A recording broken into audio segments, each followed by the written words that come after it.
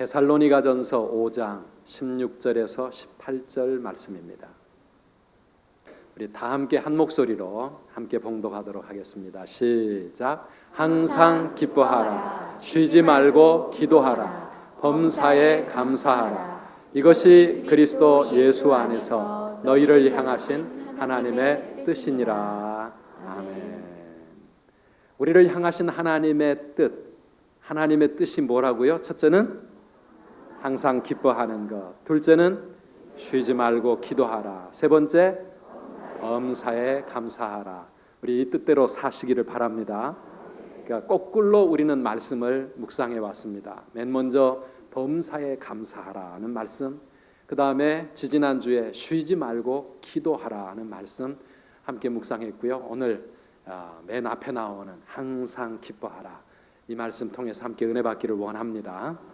한번 진단해 봅시다. 오늘 여러분들의 마음이 행복하십니까? 마음이 기쁘십니까? 휴가 갔다 오신 분은 아멘 크게 하시는 것 같고, 휴가도 못 간 분은 대답을 못 하시는 것 같은데요. 오늘 아침에 하나님께서 우리의 마음에 주시는 기쁨과 행복이 풍성해지기를 간절히 바랍니다. 한번 따라합시다. 항상 기뻐하라. 항상 기뻐하라. 항상 기뻐하라. 항상 기뻐하라. 항상 기뻐하라. 항상 기뻐하라. 아멘. 아멘. 항상 기뻐하라고 하는 이 말씀은요, 항상 행복하게 살아라, 그런 말씀으로 우리가 더 가까이 느껴볼 수가 있습니다. 항상 기뻐하라 헤헤 하면서 그냥 웃고만 살라는 뜻이 아니라 우리의 마음에 식지 아니하는, 변하지 않은 기쁨이 있어서 언제나 기쁨이 넘치는 행복한 삶을 살라고 하는 것입니다. 우리 부모들이 우리 자녀들의 인생을 생각하면서 우리 자녀들이 정말 행복하게 살았으면 좋겠다. 공부를 잘 못해도 좋고 뭘 위대한 업적을 남기지 않아도 좋은데 이 땅에 사는 이 평생이 행복해지기를 바라는 그런 마음이 부모의 마음 아니겠습니까? 우리 하늘의 아버지께서도 이 세상을 살아가는 우리 모든 성도들의 삶이 행복하게 살기를 원하시는 줄 믿습니다. 행복하게 살아야 합니다. 그런데 문제는요, 우리가 사는 이 세상이 문제입니다. 이 세상, 오늘도 우리 주변을 둘러보면 이 나라에 일어나는 모든 일들을 생각해 보면 정말 어떻게 행복할 수 있겠는가? 항상 기뻐하며 살 수가 있겠는가? 이번에는 또 군대에서 또 터졌습니다.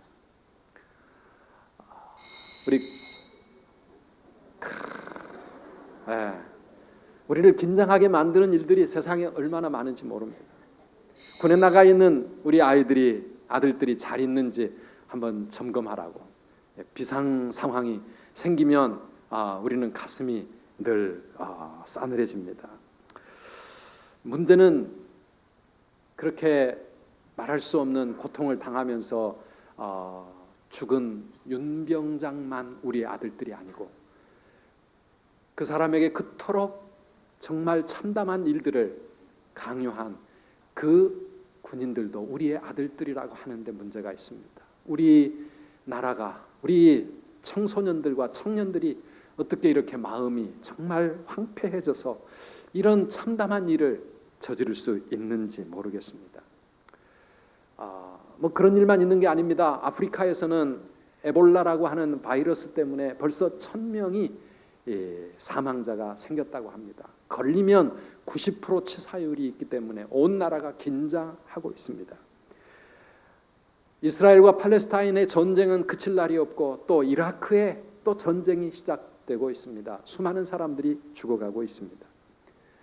먼 나라의 이야기만이 아니라 오늘 우리의 인생에도 숱한 문제들이 끊임없이 일어납니다. 건강한 줄 알았는데 병상에 누워야 하는, 사고를 만나서 오늘도 어떤 성도님 기부스를 하고 나타나셨고, 또 우리 이정기 목사님 병원에 또 수술을 받고 입원해 있고, 언제 어디서 어떤 문제가 터질지 알 수 없는 그런 상황 속에서 살고 있습니다. 직장에서 해고를 당하기도 하고 실패를 겪기도 합니다. 수능이 100일도 채 남지 않아서 스트레스 받고 있는 것은 우리 고3생들만이 아닙니다. 우리의 삶에 끊임없이 우리를 힘들게 만드는 일들이 터지고 있습니다. 주위를 둘러보면 정말 분노할 일들, 탄식할 일들, 슬퍼할 일들, 우리 마음을 우울하게 만드는 일, 우리의 인생에 낙심하고 절망하게 만드는 일들이 계속해서 일어나는데 하나님은 우리들을 향해서 항상 기뻐하라. 오늘도 이렇게 말씀하고 있습니다. 어떻게 우리가 이 하나님의 뜻에 순종하면서 기쁨 넘치는 삶을 살아갈 수 있을까? 먼저 우리가 알아야 될 것이 있습니다. 우리 성도들이 기뻐하는 기쁨의 근거가 우리의 상황 속에서 일어나는, 우리의 현실 속에서 일어나는 이런 세상의 것이 아니라 하나님으로부터 온 기쁨이라고 하는 사실입니다. 우리가 누리는 성도의 기쁨은 어디에서 와요? 하나님으로부터 오는 줄 믿습니다. 오, 이 기쁨 주님 주신 것, 오, 이 기쁨 주님 주신 것. 우리가 그렇게 찬양하는 것처럼 우리 성도에게 있어서 기쁨이라고 하는 것은 이 환경에서 좋은 일이 생기고 기뻐할 일이 생기고 사랑하는 사람이 생기고 그래서 그것 때문에 기뻐하고 즐거워하는 세상의 기쁨과는 다른 것입니다. 세상의 기쁨은요, 조건적인 것입니다. 기뻐할 일이 있어야 기쁨이 찾아오지만은 그 기쁨이 오래 가지 않습니다. 일시적인 것입니다. 청라에 멋진 아파트를 사가지고 거기에 입주를 했다 할지라도 그 기쁨이 며칠이나 가겠습니까? 조금 있으면 대출받은 빚 걱정해야 되고요. 우리 인생에는 수많은 문제들이 우리의 마음을 기쁘게 내버려 두지 않습니다.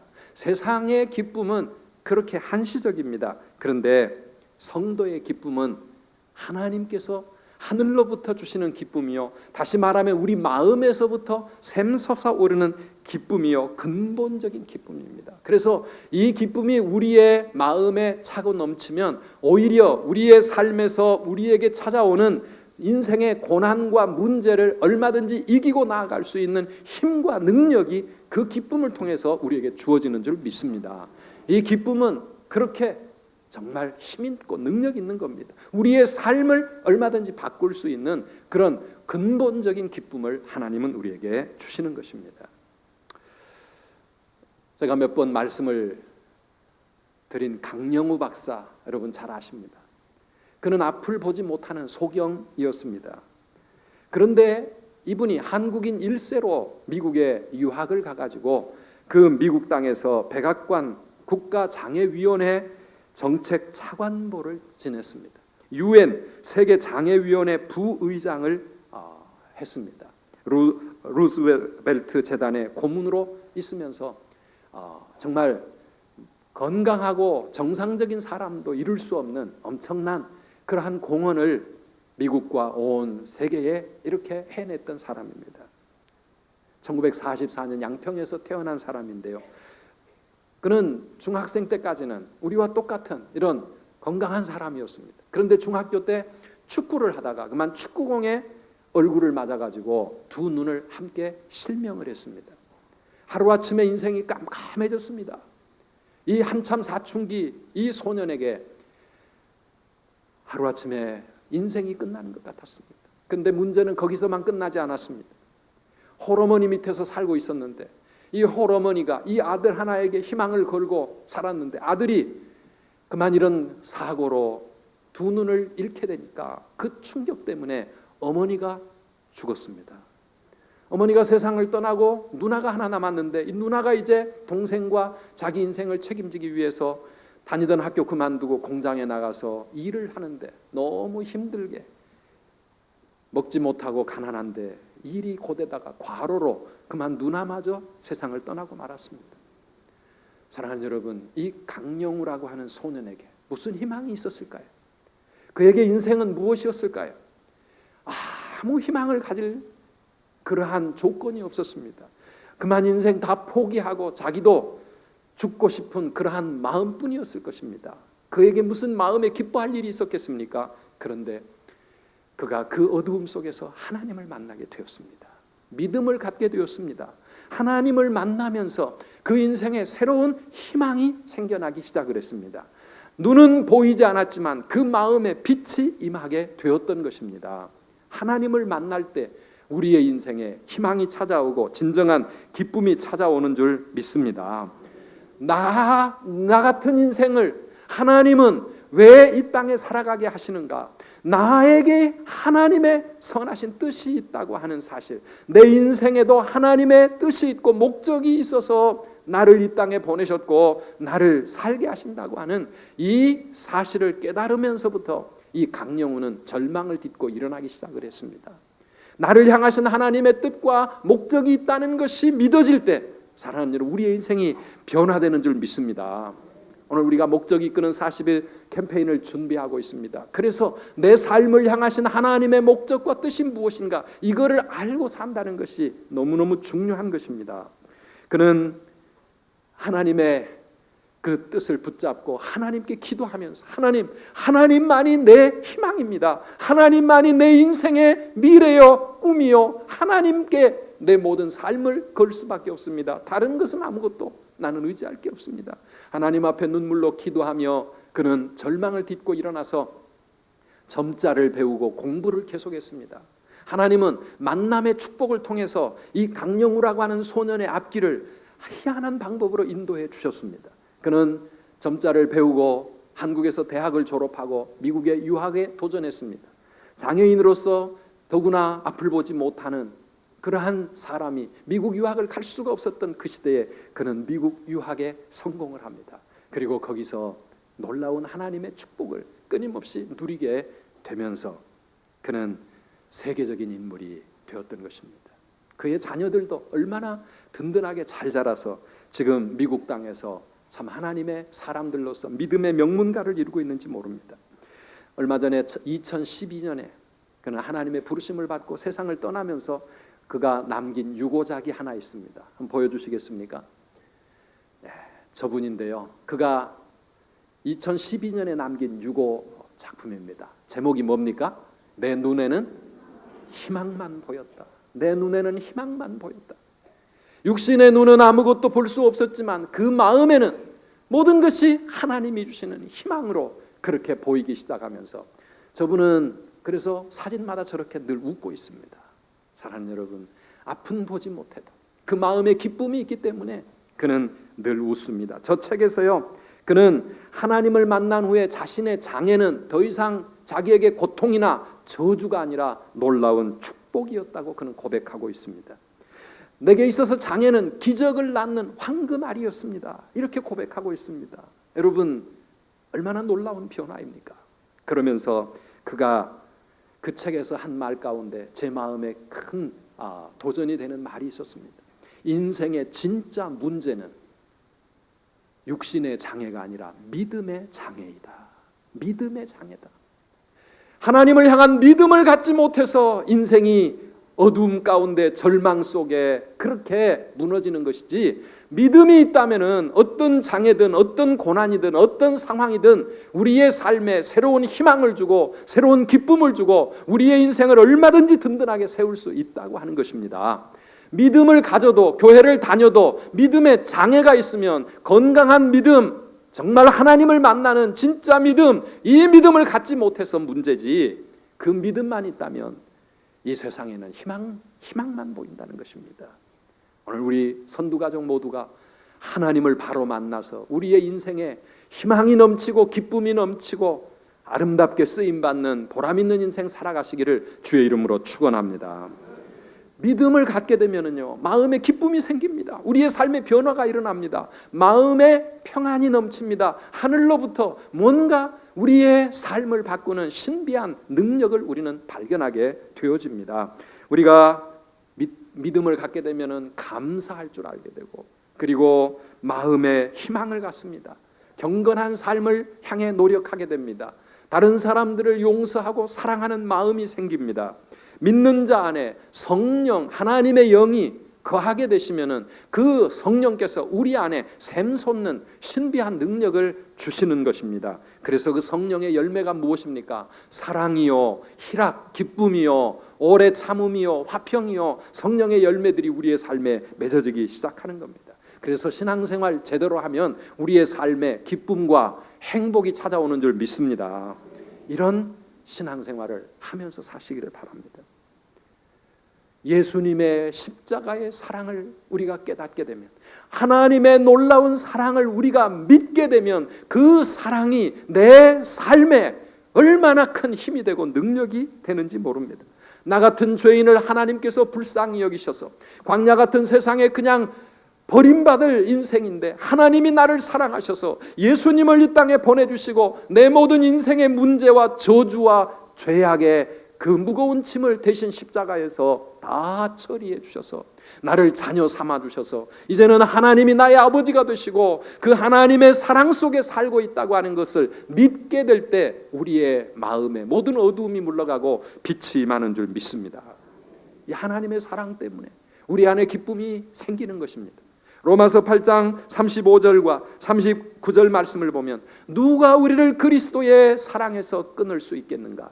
환난이 끊을 것인가? 곤고나 박해나 기근이나 적신이나 위험이나 칼이랴. 이 세상에 그 어떤 피조물도, 세상에 그 어떤 문제도, 그 어떤 질병이나 사고나 우리의 삶에 찾아오는 인생의 그 어떤 문제나 장애조차도 그리스도 예수 안에 있는 하나님의 사랑에서 우리를 끊을 수 없는 줄 믿습니다. 그 사랑이 믿어지니까 우리 마음에 샘솟는 기쁨이 넘치는 것입니다.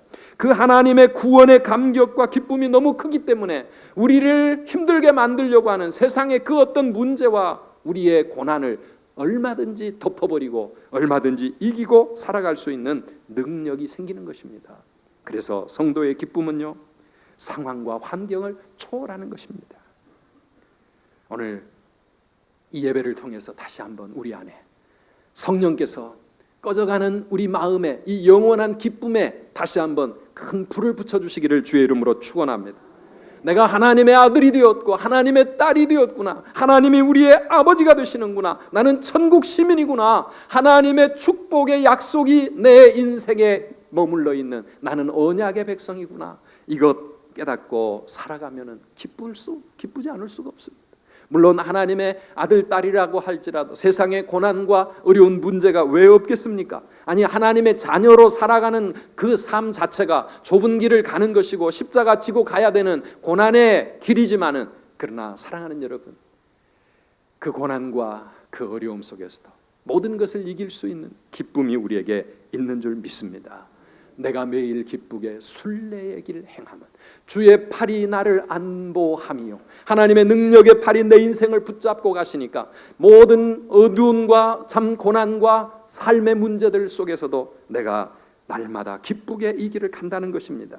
좁은 길을 걸으며 밤낮 기뻐하는 것 주의 영이 함께함이라. 나와 동행하시고 모든 염려하시니 나는 숲의 새와 같이 기쁘다. 이 기쁨 누리며 살아가시기를 축원합니다. 이사야 43장에 보면 하나님은 우리를 향하여서 이렇게 사랑을 고백하고 있습니다. 야곱아, 너를 창조하신 여호와께서 지금 말씀하시느니라. 이스라엘아, 너를 지으신 이가 말씀하시느니라. 너는 두려워하지 말라. 내가 너를 구속하였고 내가 너를 지명하여 불렀나니 너는 내 것이라. 아멘이십니까? 하나님이 우리를 구속해 주셨고 우리를 택하시고 지명하여 하나님의 거룩한 전으로 불러주시면서 너는 내 것이라, 그렇게 말씀하고 있는 겁니다. 네가 물 가운데로 통과해야 될 때도 있고 불 가운데로 지나가야 될 때도 있을지 모르지만 그 물이 너를 침몰치 못하고 그 불이 너를 태우지 못할 것이다. 내가 너와 함께하여 너를 지켜주겠다 약속하시는 겁니다. 내가 너를 보배롭고 존귀하게 여기노라. 나는 너를 사랑하는 내 여호와라. 이렇게 말씀하시면서, 그러므로 두려워하지 말라고, 걱정하지 말라고, 인생을 그렇게 힘들게 괴롭게 살지 말라고 하나님은 우리에게 말씀하고 있는 것입니다. 이 하나님의 축복의 말씀이 믿어지게 되면 우리 안에 기쁨과 감사가 넘치고 우리는 행복하게 살아갈 수 있습니다. 아멘이십니까? 성도의 기쁨은 믿음으로 오는 것입니다.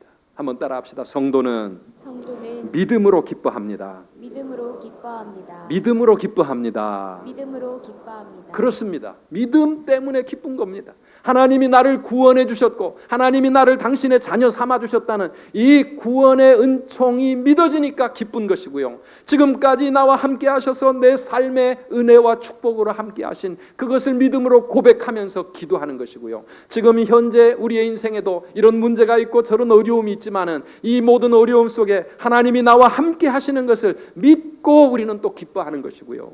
아직 응답되지 않았지만, 아직 해결되지 않았지만 우리 하나님께서 우리의 미래 속에 끝없는 은혜와 영광으로 우리의 삶을 인도해 주실 것을 믿고 기뻐하는 것입니다. 이 세상뿐만 아니라 영원한 천국에 나를 위해 예비하신 하나님의 그 영광의 나라를 사모하면서 그거 기대하면서 우리는 기뻐하며 사는 것입니다. 그래서 세상의 그 어떤 문제나 어떤 고난도 우리가 얼마든지 이길 수 있는 것 아니겠습니까? 항상 기뻐하시기를 바랍니다. 항상 행복하시기를 축원합니다. 그런데요, 오늘 우리에게 주시는 말씀은 서술형이 아니라 명령형입니다. 구원받고 하나님과 함께 믿음으로 가면 마음에서 샘솟는 기쁨이 생긴다, 이렇게 말하시지 않고 항상 기뻐하라 명령을 주고 있습니다. 왜 그렇습니까? 성도에게 주신 이 소중한 하늘의 기쁨을 흔들고 빼앗는 사탄의 역사가 끊임없이 일어나기 때문에 우리의 매일매일의 삶에서 우리는 기쁨을 선택하며 살아야 된다고 하는 것입니다.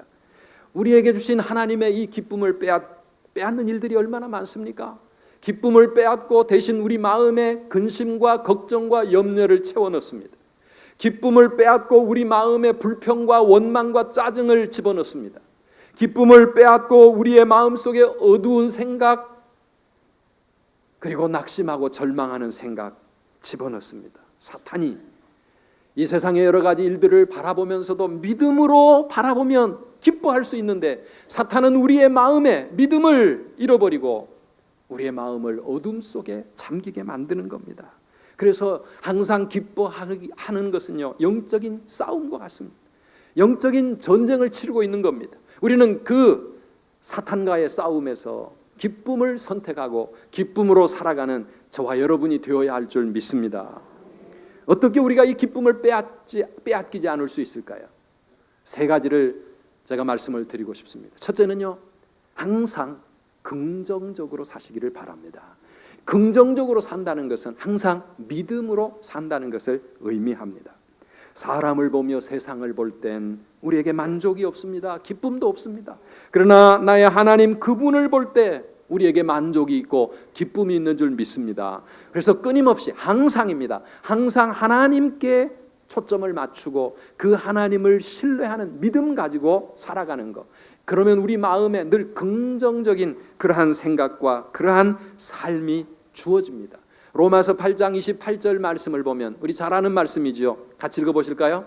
우리가 알거니와 하나님을 사랑하는 자 곧 그의 뜻대로 부르심을 입은 자들에게는 모든 것이 합력하여 선을 이루느니라. 아멘. 이 하나님을 신뢰하고 가는 것입니다.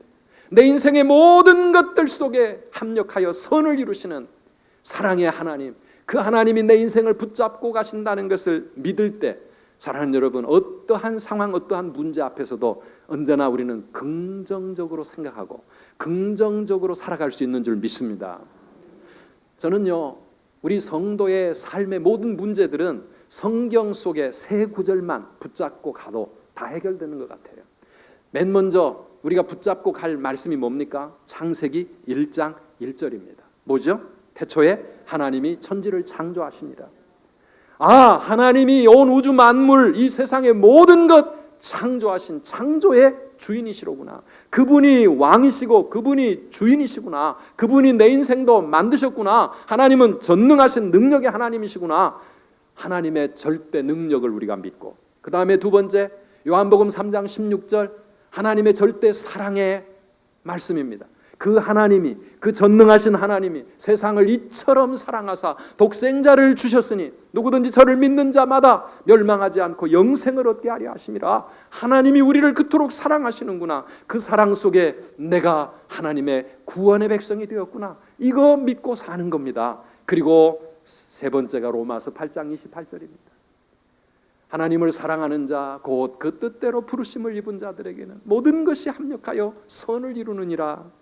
하나님은 내 삶의 모든 것들 다 움직이셔서 결국은 선하게 만드실 줄 믿습니다. 결국은 유익이 되게 하실 줄 믿습니다. 결국은 축복하실 줄 믿습니다.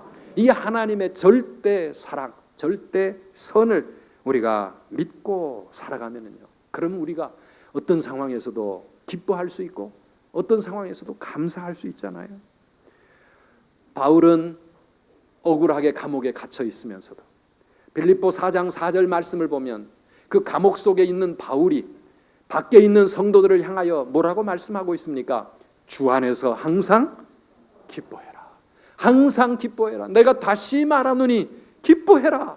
기뻐해라. 이 기쁨은 하나님이 주시는 기쁨이요, 이 기쁨은 하늘로부터 임하는 것이요, 이 기쁨은 사라지지 아니한 영원한 것이요, 세상 그 무엇도 빼앗을 수 없는 기쁨이라고.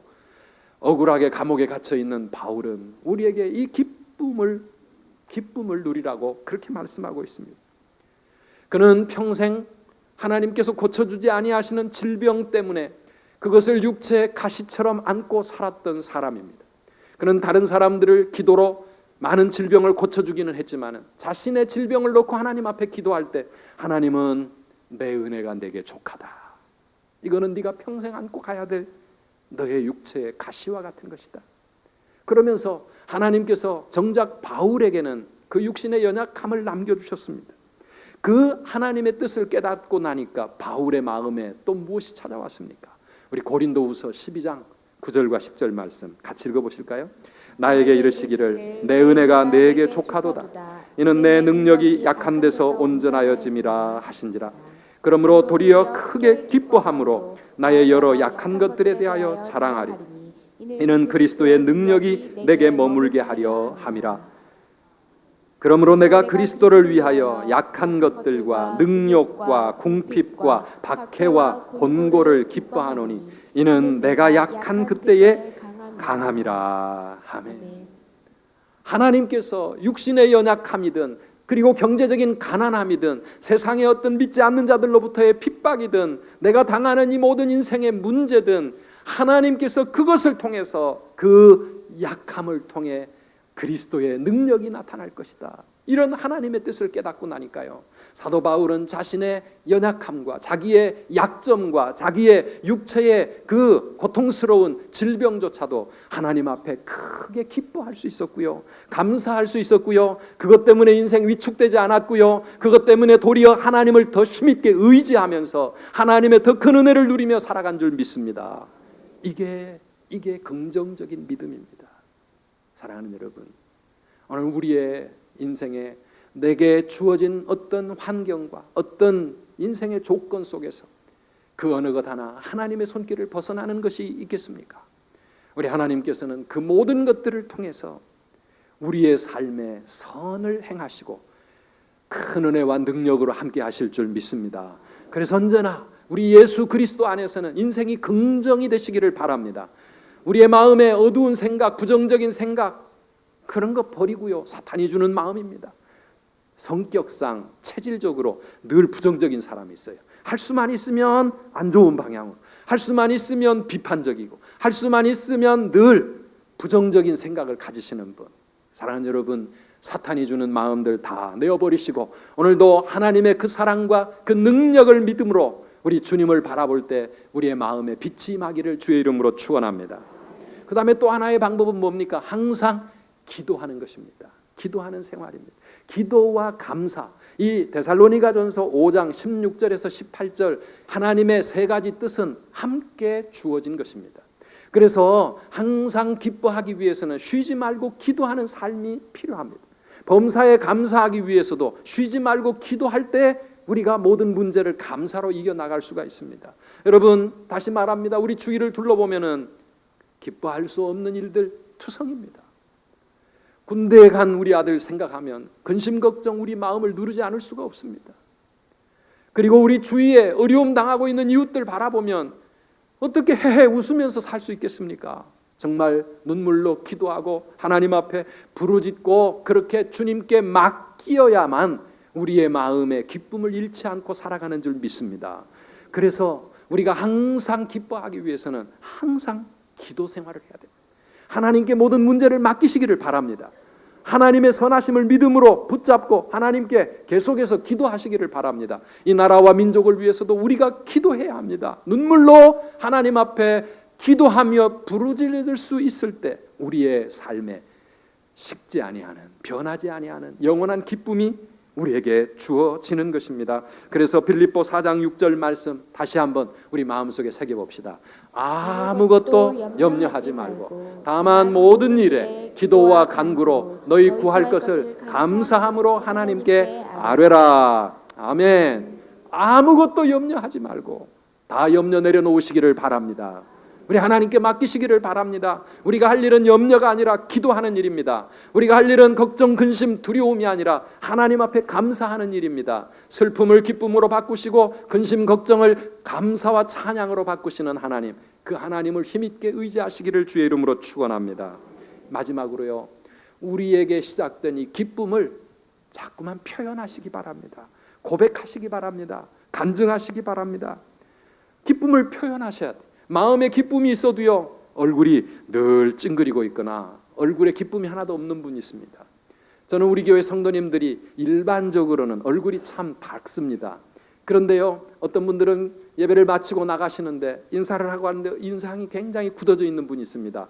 아이고, 이분이 무슨 큰일이 있구나, 이분이 은혜를 못 받으셨나 보구나. 사랑하는 여러분, 우리 얼굴이 좀 밝아야 합니다. 하나님께서 우리의 마음에 주신 세상이 줄 수 없고 세상이 빼앗아갈 수도 없는 그 기쁨과 그 평안이 우리 마음에 있는데, 우리 아까 강영우 씨처럼 웃으며 살아야 되지 않겠습니까? 웃으면서 그리고 감사하면서 다른 사람들에게도 그렇게 미소를 좀 흘려보내시기 바랍니다. 우리 옆에 계시는 분 한번 축복하십시오. 하나님 살아계십니다. 잘 될 걸 믿습니다. 네, 아직도 얼굴이 굳어져 계신 분 안 계시지요? 그 휴가 좀 못 가도 어떻습니까? 그리고 좀 또 어려운 일이 생겨도요, 하나님께 기도하면 하나님이 합력하여 선을 이루신다는데, 사랑하는 여러분, 우리가 웃으며 살아야 합니다. 인간의 뇌는 진짜 웃음과 가짜 웃음을 별로 구별을 잘 못한대잖아요.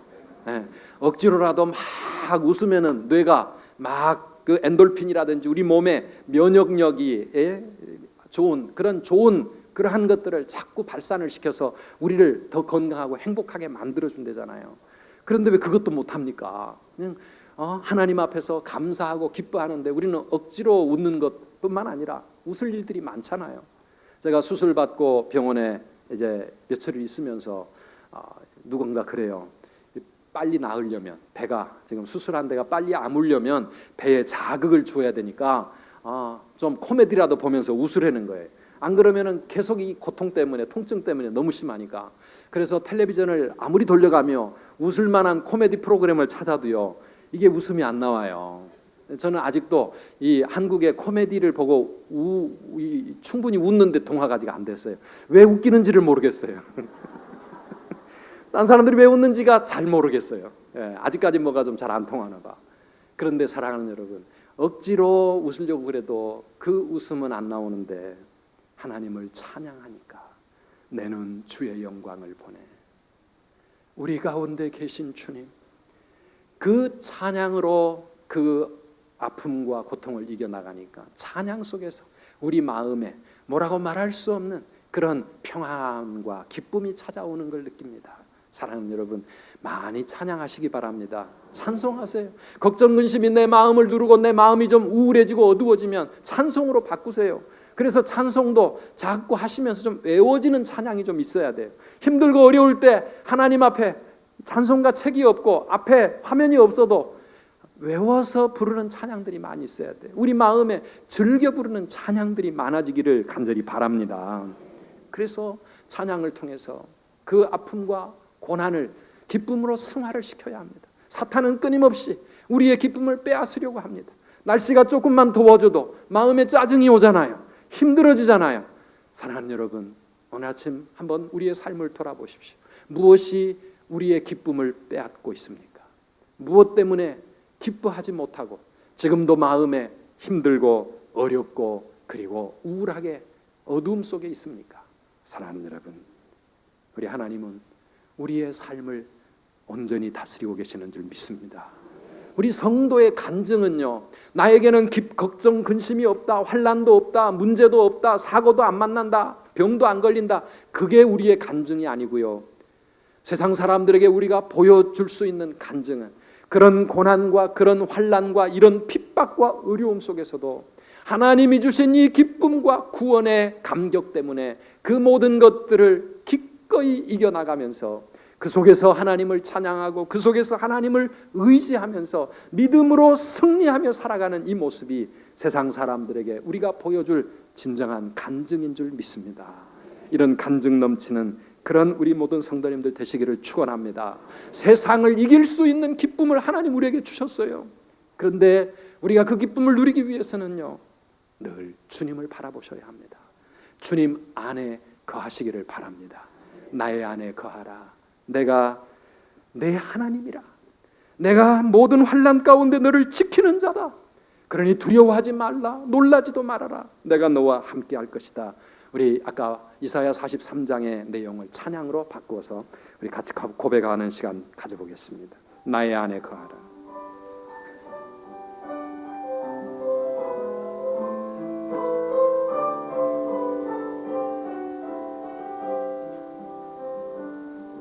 나의 안에 거하라. 나는 내 하나님이니 모든 환난 가운데 너를 지키는 자라.